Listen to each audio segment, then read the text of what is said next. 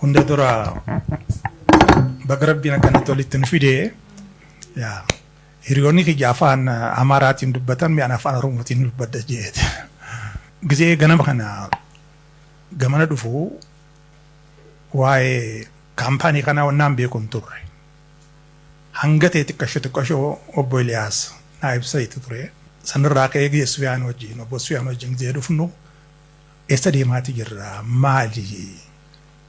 Kaampaanii kun kaampaanii akkamiiti maal hojjetaa kajoo wal gaafachaatuma turre. Haatiini bareeddi jennaa dhufaa jirti gizee achuma geenye laalla jenneetuma dhufne.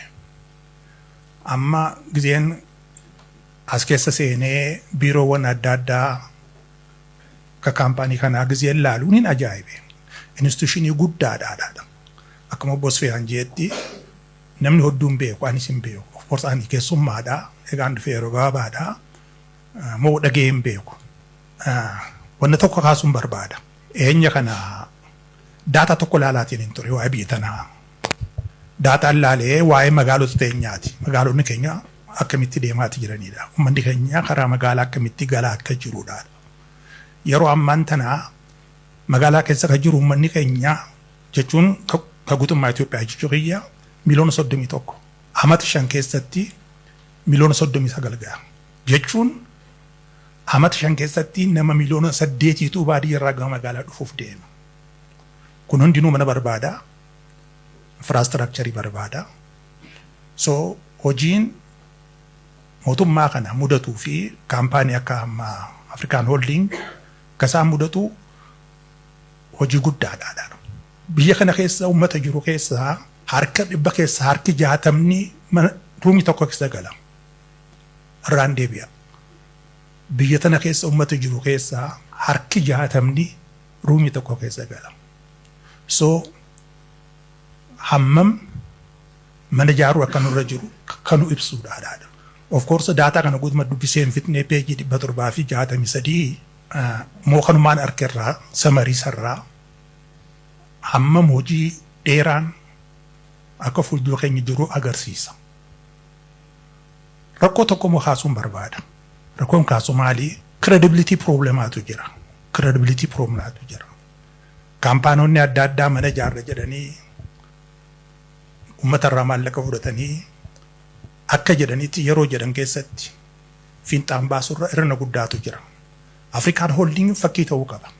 Akkuma waadaa seenetti harka 100 keessaa 70 ka isaatii harka 100 keessaa 30 ka mootummaati. Akkuma jeetti yeroo jee keessatti fixuu qaba. Fakkii ta'uu qaba. Guddina isaatiifis fuuldura isaatiifis hulaabana. Yoo jalqabbii kanarratti kakuu yoo ta'e kaampaanii 150 gaa jechuu miti kanuma harkaa qabu kanaa'u harcaasuu danda'a. Kanaaf ishuun credibility haalaan barbaachisaadha. Irrattis xiyyeeffatee hojjechuu qaba. Waadaa uummataaf seene akkuma waadaa seenetti hojiirra oolchuu qaba. Yeroo ammaan tana addunyaa irratti tokko fuuldura dhufaatii jira. Slogaaniin addunyaa gubbaa deemaa jiru ammaan tana affordability dha. Rakkoon manaa as qofti osoo hin taane guutummaa addunyaa ingilfu godheeti jira. Kanaaf jecha biitii tunis tarkaanfii amma deemtu caala tarkaanfachuun dirqama. Dimogiraafiin biyya kanaa jijjiiramaa jira. Namni akka kiyyaa biyya tana keessatti 3.2 dha. Harka keessaa qabxii 3.2 dha. Kanaaf jecha haalaan ballachaa akka dhufe dargaggoota.